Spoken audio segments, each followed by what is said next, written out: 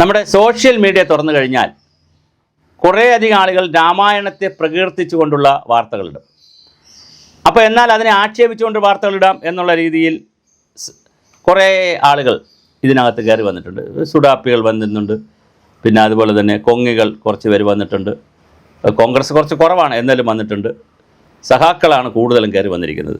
മലയാളികളല്ലാതെ ലോകത്തിൽ ആരെങ്കിലും രാമായണ മാസം നോക്കാറുണ്ടോ എന്നൊക്കെ ചോദിച്ചുകൊണ്ടുള്ള വാർത്തകൾ. അപ്പോൾ അത് മലയാള മാസത്തിൽ രാമായണം വായിക്കുന്നത് മലയാളികളാണ്, പാഠ്യപുസ്തകം വായിക്കുന്ന ഒരു മാസം, അങ്ങനെ ചെയ്താൽ മോക്ഷം, പ്രബുദ്ധ മലയാളി എന്നൊക്കെ പറഞ്ഞ് മലയാളികളെ കളിയാക്കിക്കൊണ്ടുള്ള കുറേ അധികം പോസ്റ്റുകൾ സോഷ്യൽ മീഡിയയിൽ കിടപ്പുണ്ട്. എന്തിനാണ് അങ്ങനെ കളിയാക്കുന്നത്? മലയാളികൾ ഉള്ളിടത്ത് മലയാളികൾ വായിക്കുകയോ ഹിന്ദുക്കളുള്ള സ്ഥലത്ത് ഹിന്ദുക്കൾ വായിക്കുകയോ വായിക്കാതിരിക്കുക, അതൊക്കെ അവർക്ക് വിടുക. അവർക്ക് മോക്ഷം കിട്ടുന്നതിന് വേണ്ടിയിട്ടോ അല്ലെങ്കിൽ പിന്നെ അവർക്ക് ജീവിത ഗുണനിലവാരം ഉണ്ടാകുന്നതിന് വേണ്ടിയിട്ടോ ഇനി നല്ല ഭാഷ വഴങ്ങുന്നതിന് വേണ്ടിയിട്ടോ. ഇപ്പോൾ വിദേശ രാജ്യങ്ങൾ ഹാർവാർഡ് യൂണിവേഴ്സിറ്റികൾ പോലുള്ള സ്ഥലങ്ങളിൽ സംസ്കൃതം ശ്ലോകം ചൊല്ലിക്കും. എന്തിനാണ് ഈ സംസ്കൃത ശ്ലോകം ചൊല്ലിക്കുന്നതെന്ന് പറഞ്ഞാൽ നാവ് നന്നായി വഴങ്ങുന്നതിന് വേണ്ടി.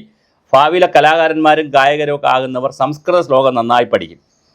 അതുപോലെ തന്നെ കർണാട്ടിക് സംഗീതം പഠിക്കുന്നവരൊക്കെ സംസ്കൃത ശ്ലോകം പഠിക്കും, കാര്യം നാവ് വഴങ്ങാനാണ്.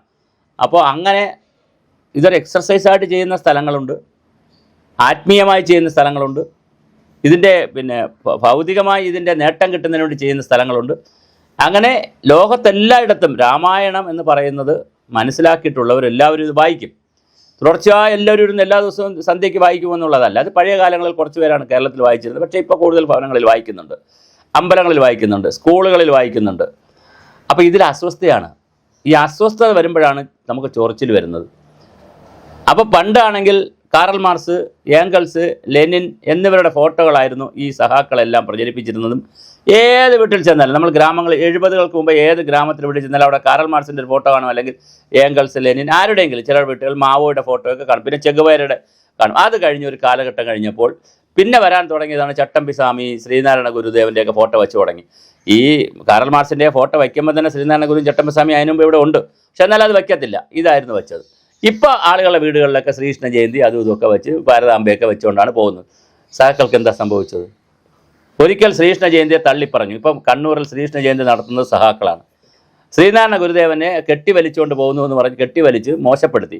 ഇപ്പം ഗുരുദേവൻ്റെ ഏറ്റവും വലിയ സഹാക്കളാണ്, ഗുരുദേവൻ്റെ ഏറ്റവും വലിയ ആരാധകരും ഗുരുദേവൻ്റെ അംബാസഡർമാരും. PR വർക്ക് ഏറ്റവും കൂടുതൽ ചെയ്യുന്നത് ഗുരുദേവന് വേണ്ടി. ഗുരുദേവന് PR വർക്കിൻ്റെ ആവശ്യമില്ല, അദ്ദേഹം ശ്രേഷ്ഠനാണ്, പക്ഷേ അദ്ദേഹത്തിന് വേണ്ടി ചെയ്യുന്നത് സഹാക്കളാണ്.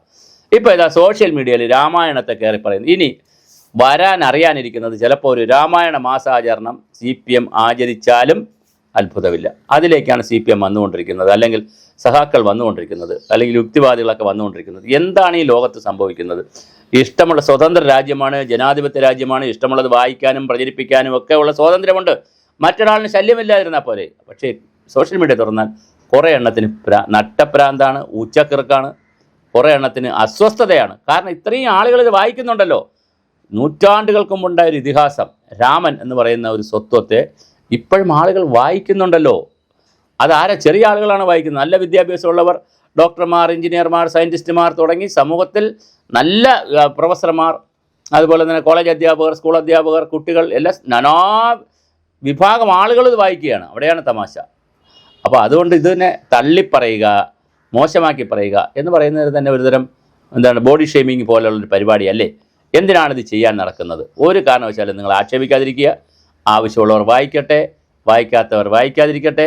ചിലർ നിത്യം വായിക്കുന്നവരുണ്ടാവും, ശ്ലോകം മാത്രം വായിക്കുന്നവരുണ്ടാവും, രാമനെ പൂജിക്കുന്നവരുണ്ടാവും, അയോധ്യയിൽ പോകുന്നവരുണ്ടാവും. എല്ലാം സംഭവിച്ചോട്ടെ. നമ്മളെന്തിനാണ് ഇതിൻ്റെ പുറകെ ഇങ്ങനെ ആക്ഷേപിക്കുന്നത്? ആക്ഷേപിക്കുന്നവർ പിന്നെ ഇത് അനുകൂലിക്കുന്നതാണ് കാലം നമുക്ക് കാണുന്നത്. അങ്ങനെ ആക്ഷേപിച്ച് അവസാനം ഈ പറയുന്നവർ ഒരു രാമായണ മാസം ആചരിക്കാതിരിക്കട്ടെ.